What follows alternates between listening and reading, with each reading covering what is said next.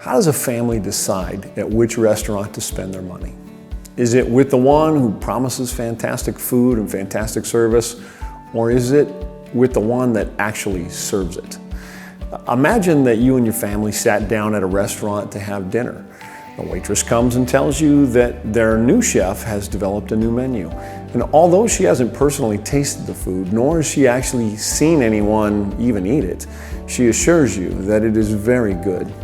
Well, if you decide to take a chance on the meal based on the promises made, only to discover that the food delivered to the table was inedible and the waitress became rude, would you still pay for the dinner?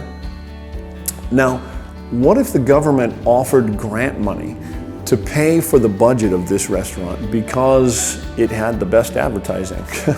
Would you be quiet about how your hard-earned tax dollars were being spent? Or would you become maybe a little snarky?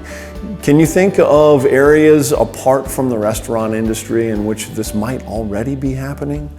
Well, I would suggest that this is exactly what's happening with the push for so-called low-barrier shelters. Why low-barrier shelters are unsafe? Well, there's two defining characteristics of a low-barrier shelter that cause them to be unsafe. In order to meet the definition of a low-barrier shelter, the shelter cannot require, among other things, either sobriety or program participation. These are equated to barriers for participation, although this equivocation has yet to be substantiated. My objection is that if they are in fact barriers, then they are only barriers to willing participation.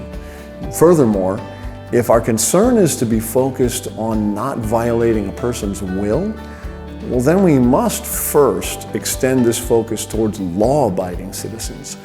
Law-abiding, tax-paying citizens should not be forced to underwrite the creation of such shelters in any way, but allowed to voluntarily pay to afford such programs that produce the desired results. Sobriety and safety. A simple internet search finds an abundance of research and data that overwhelmingly demonstrate that people who are under the influence of drugs and alcohol are far less safe than those who are not. For example, did you know that research indicates that up to 75% of individuals who begin treatment for a substance use disorder, we'll call them an SUD, report having engaged in physical assault, mugging, using a weapon to attack another person, and other violent crimes. How about this? Alcohol or drug use is involved in 40 to 60% of domestic abuse situations. More than half of individuals who abuse their elder parents, age 60 or older, are dependent on alcohol and drugs. Alcohol plays a role in 32% of all murders in the United States. Chronic substance users have a greater risk of dying by suicide.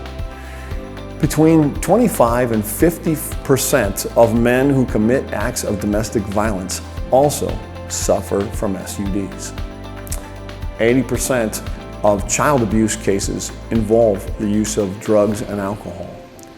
Women who abuse alcohol and other drugs are more likely to be victims of domestic violence.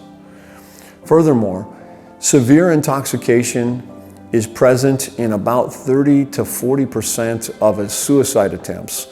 Research indicates that alcohol dependence is associated with a suicide risk that is 10 times greater than the suicide risk of the general population. And individuals who abuse illicit drugs by injection are at a suicide risk 14 times higher than the general population. The evidence is simply overwhelming and recognized globally that people under the influence of drugs and alcohol are a far greater risk to the safety of themselves and to those around them. Programs that require sobriety have not put up a barrier to entry, but have created a safe place for people to get clean from drugs and alcohol. They also remove the barrier of the fear of being in a safe environment. program participation. So the idea goes that if we provide a place in which drugs and weapons are not allowed on site, but that we don't inquire of their intoxication, nor do we intercede if we discover it, that they will avail themselves of addiction recovery services and make behavioral changes on their own if provided the opportunity.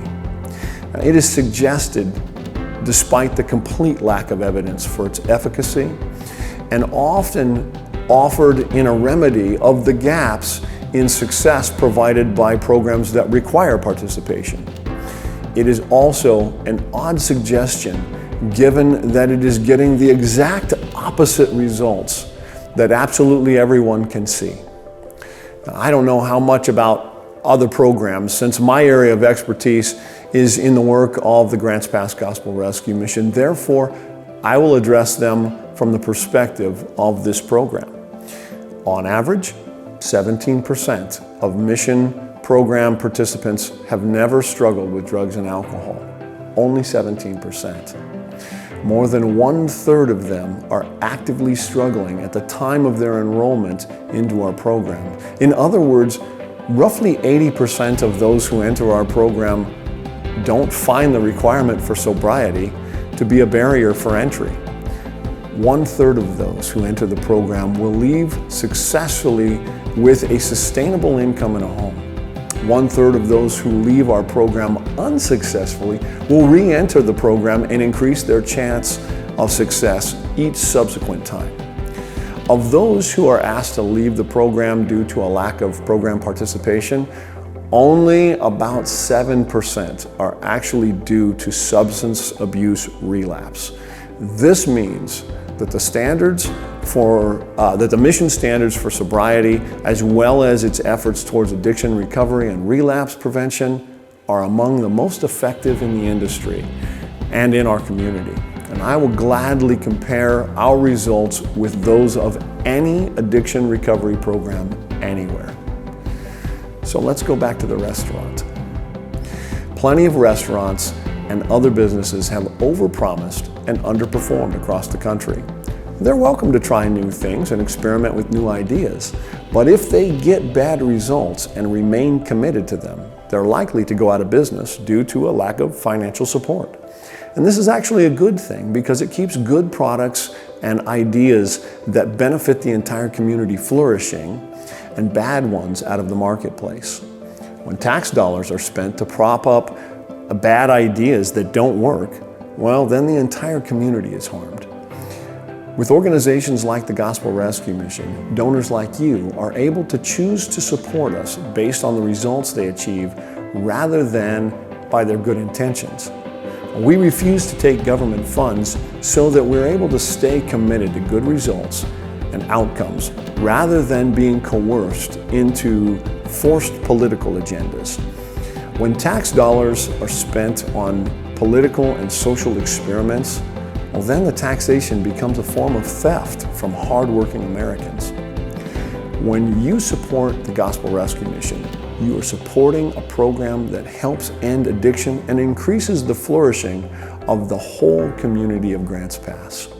And that's a treat the whole family can enjoy.